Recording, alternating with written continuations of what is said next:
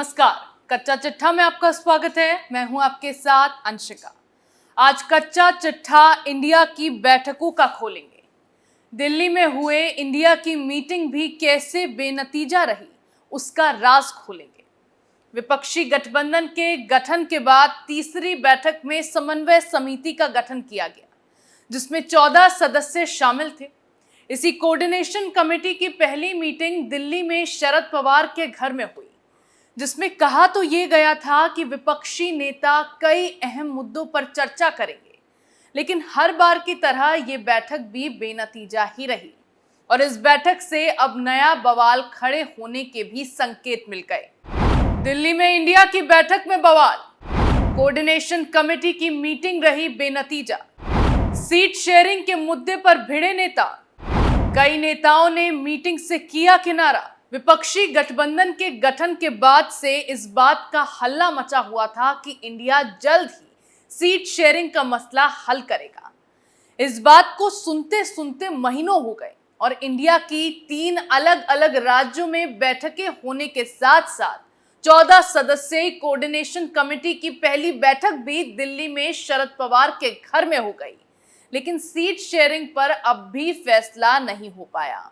जबकि शरद पवार के घर पर होने वाली बैठक का एजेंडा था कि इसमें सीट बंटवारे के फॉर्मूले और अभियान चलाने को लेकर रणनीति पर व्यापक चर्चा होगी, जिसके बाद माना जा रहा था कि इस बार तो गठबंधन की ओर से सीट शेयरिंग को लेकर कोई खबर सुनाई जाएगी। लेकिन हर बार की तरह ये मीटिंग भी बेनतीजा रही और इसमें समिति के कई मेंबर्स के शामिल ना होने के साथ साथ सीट शेयरिंग के मसले पर विपक्षी नेता आपस में भिड़ गए। विपक्षी दलों के धड़े इंडिया का कहना है कि सीट शेयरिंग का फॉर्मूला स्टेट लेवल पर निकाला जाएगा। चर्चा के दौरान ये बात साफ हो गई कि सीट शेयरिंग पर समझौता आसान नहीं होने वाला, क्योंकि विपक्षी एकता को कांग्रेस जितना आसान समझ रही है वो उतनी आसान है नहीं। इंडिया में शामिल हर एक पार्टी की अपने अपने राज्यों में सीटों को लेकर अपनी डिमांड है, जिस पर सबकी डिमांड पूरी करना और फिर सीट शेयरिंग पर सहमति बनाना आसान नहीं है। इसी तरह नेशनल कॉन्फ्रेंस के नेता उमर अब्दुल्ला ने ऐसा प्रस्ताव दिया जिससे आगे की बातचीत और ज्यादा उलझ गई है। अब्दुल्ला चाहते हैं जिन सीटों पर पहले से ही इंडिया के घटक दलों का कब्जा है उन पर बात हो ही ना। सीट शेयरिंग पर चर्चा उन सीटों के लिए हो जो बीजेपी या इंडिया से इतर अन्य दलों के पास है।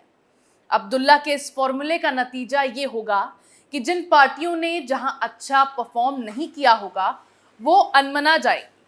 अब्दुल्ला का फॉर्मूला जम्मू कश्मीर में तो काम कर सकता है, लेकिन दूसरे किसी राज्य में ये काम नहीं करेगा, क्योंकि इस तरह तो यूपी, पश्चिम बंगाल, बिहार जैसे राज्यों में तो कांग्रेस के हिस्से में एक भी सीट नहीं आएगी, क्योंकि ज्यादातर राज्य ऐसे हैं जहां भाजपा या फिर राज्य की पार्टियां ही जीत हासिल करने में कामयाब हो पाई हैं और इसमें कांग्रेस का दूर दूर तक नामो निशान नहीं है। वहीं इंडिया गठबंधन में कुल 28 दल अब तक शामिल हुए हैं। इनमें Congress, Trinamool, JDU, RJD, DMK, RJD, Sapa और आप प्रमुख हैं। गठबंधन के दलों में सीटों का बंटवारा उत्तर प्रदेश, महाराष्ट्र और तमिलनाडु समेत 10 राज्यों में होना है। कांग्रेस गठबंधन में सबसे बड़ी पार्टी है और हर मामले में सबसे ज्यादा हिस्सेदारी भी कांग्रेस अपने पास ही रखना चाहती है। इसीलिए ही दिल्ली की 7 और पंजाब की 13 लोकसभा सीटों पर कांग्रेस पहले से ही अकेले चुनाव लड़ने की घोषणा कर चुकी है, जिससे आम आदमी पार्टी तिलमिलाई हुई है, क्योंकि दोनों ही राज्यों में आप सत्ता में हैं, लेकिन उसके बावजूद आम आदमी पार्टी को किनारा कर दिया गया है।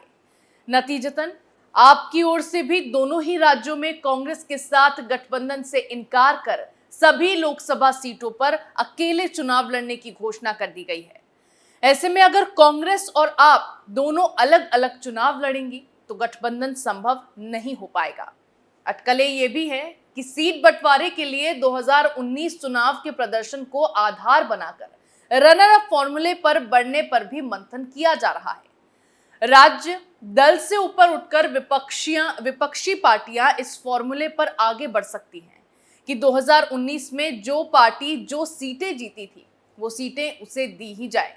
साथ ही जिन सीटों पर जिस पार्टी के उम्मीदवार दूसरे स्थान पर रहे थे वो सीटें भी उसी पार्टी को दी जाए। ऐसे में अगर 2019 चुनाव के आंकड़ों पर गौर किया जाए तो 2019 के लोकसभा चुनाव में कांग्रेस ने 422 सीटों पर उम्मीदवार उतारे थे। कांग्रेस को 19.7% वोट शेयर के साथ 52 सीटों पर जीत मिली थी। कांग्रेस के उम्मीदवार 209 सीटों पर दूसरे और 99 सीटों पर तीसरे स्थान पर रहे थे। रनर अप फॉर्मूला अगर सीट बंटवारे का आधार बनता है तो कांग्रेस के हिस्से में 261 सीटें आएंगी। पश्चिम बंगाल की बात करें तो सत्ताधारी टीएमसी ने 63 सीटों पर उम्मीदवार उतारे थे और 22 सीटें जीती थी। टीएमसी के उम्मीदवार 19 सीटों पर दूसरे और 3 सीटों पर तीसरे स्थान पर रहे थे। इस तरह टीएमसी के हिस्से गठबंधन में 41 सीटें आएंगी। यूपी की समाजवादी पार्टी को 5 सीटों पर जीत मिली थी और 31 सीटों पर पार्टी दूसरे स्थान पर रही थी। सपा को इस फॉर्मूले के तहत 36 सीटें मिलेंगी। विपक्षी एकजुटता के अगुवा बिहार के मुख्यमंत्री नीतीश कुमार की पार्टी जनता दल यूनाइटेड ने 25 सीटों पर चुनाव लड़ा था और पार्टी 16 सीटें जीतने में सफल रही थी। एक सीट पर जेडीयू दूसरे स्थान पर रही थी। वहीं लालू प्रसाद यादव की पार्टी राष्ट्रीय जनता दल यानी आरजेडी के उम्मीदवार 19 सीटों पर दूसरे स्थान पर रहे थे।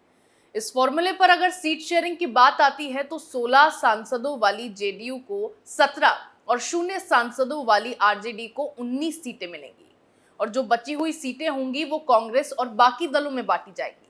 यानी कि अगर एक सीट भी अन्य दलों के पास गई तो उसके बाद कांग्रेस के पास मुश्किल से 5 सीटें बचेंगी।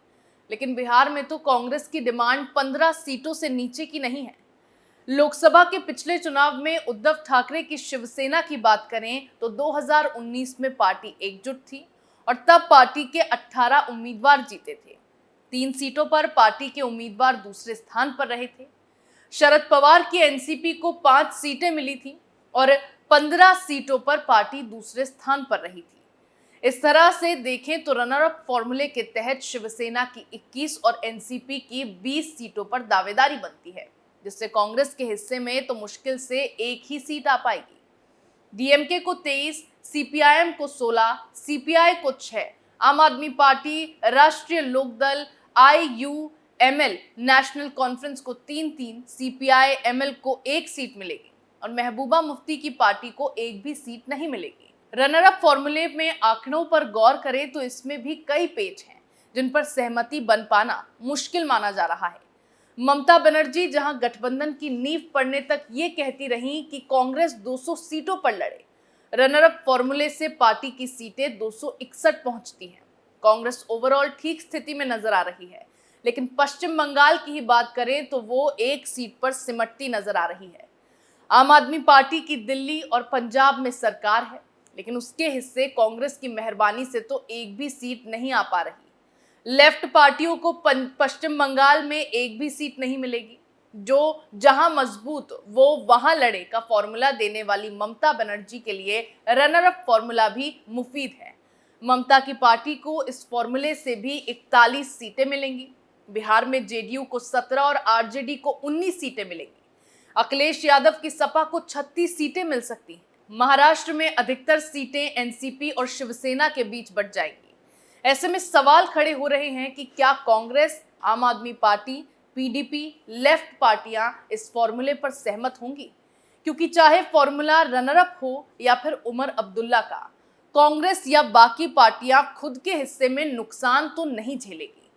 हर पार्टी अपने हिस्से में ज्यादा से ज्यादा सीटें चाहती है। इसीलिए कांग्रेस ने फॉर्मूला दिया है कि सीट शेयरिंग का फॉर्मूला स्टेट लेवल पर निकाला जाएगा, जिससे कांग्रेस को नुकसान ना झेलना पड़े। वहीं 14 सदस्यीय समिति की इस बैठक में टीएमसी की कुर्सी खाली रही थी। ईडी के सामने पेशी के कारण टीएमसी से अभिषेक बनर्जी इस बैठक में शामिल नहीं हुए थे। ममता बनर्जी भी विदेश दौरे पर है, जिसके कारण वो भी शामिल नहीं हो पाई। लेकिन गौर करने वाली बात तो ये है कि अगर टीएमसी के दोनों ही बड़े नेता इसमें शामिल नहीं हो पाए तो पार्टी से प्रतिनिधि के तौर पर किसी को भी भेजा नहीं गया। इसी बीच दुबई में गठबंधन को लेकर ममता के बयान ने भी इंडिया में हलचल बढ़ा दी है, जो अब आने वाले समय में किसी बड़े बवाल की ओर संकेत करता दिखाई दे रहा है। हालांकि इंडिया की दिल्ली बैठक में देश भर में संयुक्त जनसभाएं करने पर सहमति बनी है।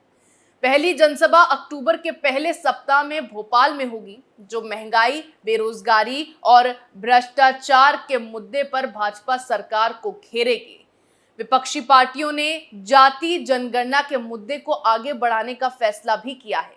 इसके साथ ही कोऑर्डिनेशन कमेटी की बैठक में फैसला लिया गया है कि इंडिया गठबंधन की मीडिया सब कमेटी उन न्यूज एंकरों की सूची बनाएगी जिनके शो में गठबंधन की खबर नहीं दिखाई जाती। उनके शो पर इंडिया गठबंधन के दल अपने प्रतिनिधि नहीं भेजेंगे। हालांकि सीट बंटवारे को लेकर अब इंडिया में बड़ा बवाल खड़ा होता दिखाई दे रहा है, क्योंकि इस पर सभी दलों की सहमति आसान नहीं होने वाली है। अब गठबंधन की अगली बैठक का एजेंडा सीट शेयरिंग और पीएम फेज पर चर्चा माना जा रहा है, जिसमें एक नया हंगामा खड़े होने की संभावना जताई जा रही है। कच्चा चिट्ठा में मेरे साथ फिलहाल इतना ही। नए मुद्दे के साथ फिर पेश होंगे, तब तक के लिए देखते रहिए कैपिटल टीवी। नमस्कार।